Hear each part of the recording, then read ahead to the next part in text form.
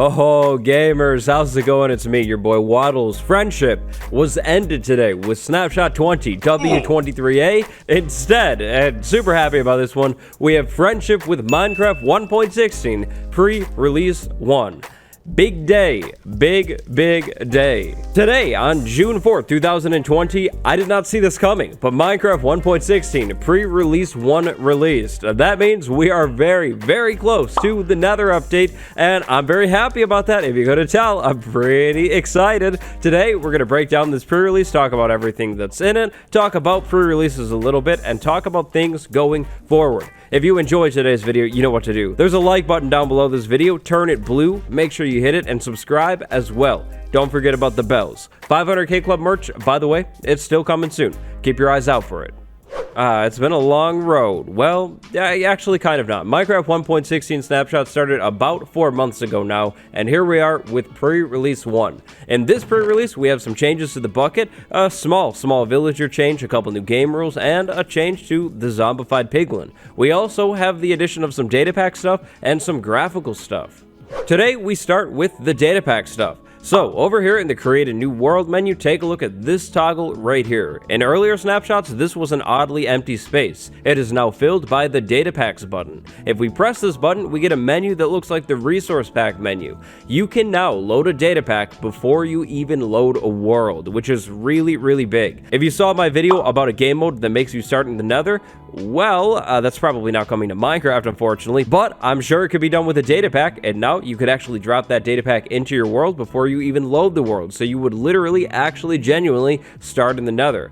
That's gonna be really big, especially for me. So we have this whole brand new data pack selection screen accessible straight from the menu right here. This is pretty cool. If you like data packs and customizing your game a little bit, spicing it up, this is big. If you copy one of your survival worlds, the data packs will now also be copied as well. I was trying to get back into the world to go on to the next bit, and I just got this message.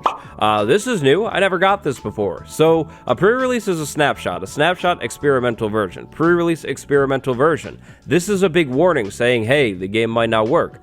That's new. That's cool. I wish there was a way to disable it though.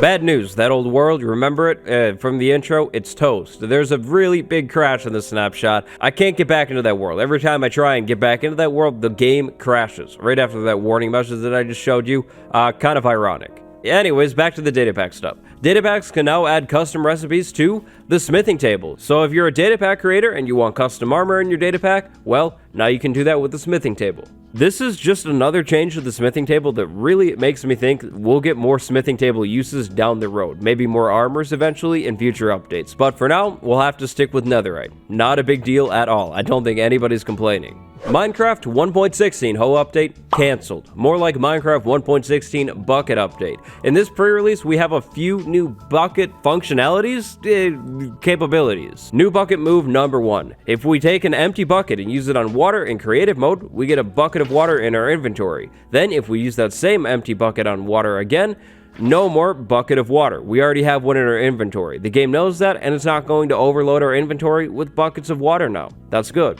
As of this pre-release, you can now milk cows and mushrooms with buckets in creative mode too.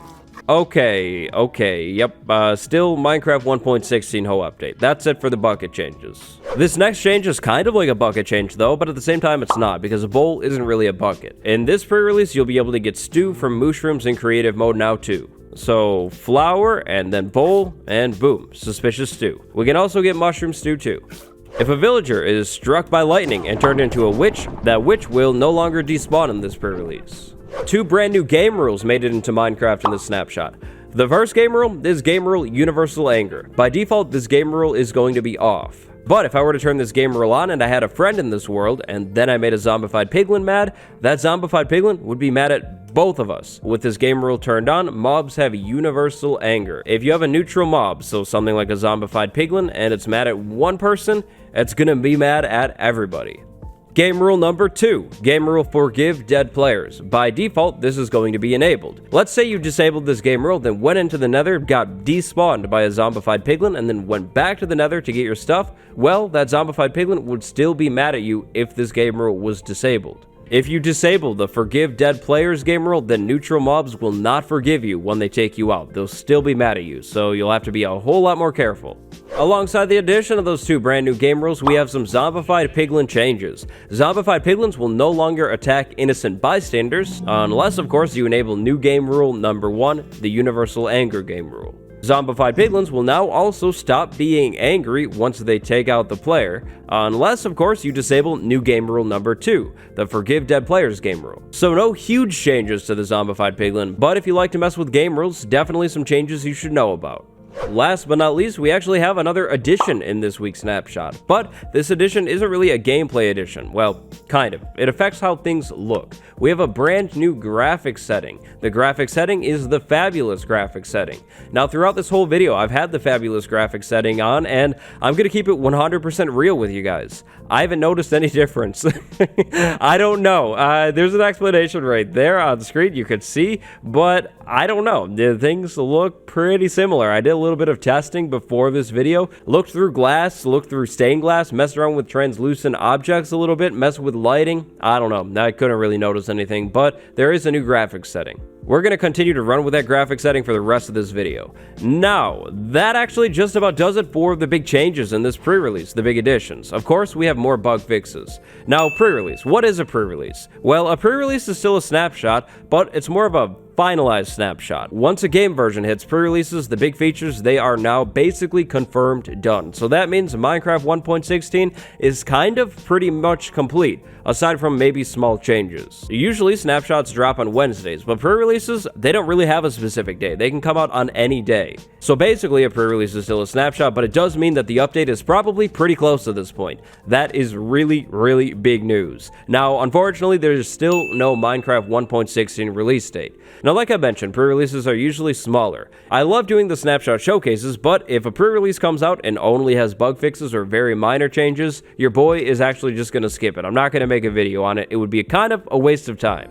But if the pre-release is big or at least semi-notable like this pre-release, I'll definitely make a video on it. But with that being said, that's going to be just about it for this video. I hope you guys enjoyed it. If you did, drop a like and subscribe. Today, I'd like to send a big shout out to my patron, BrownBanana13. Thank you very much for the support. Stay fresh, elites. I'll see you in the next video. Until next time, it's been me, your boy Waddles. Goodbye, everyone.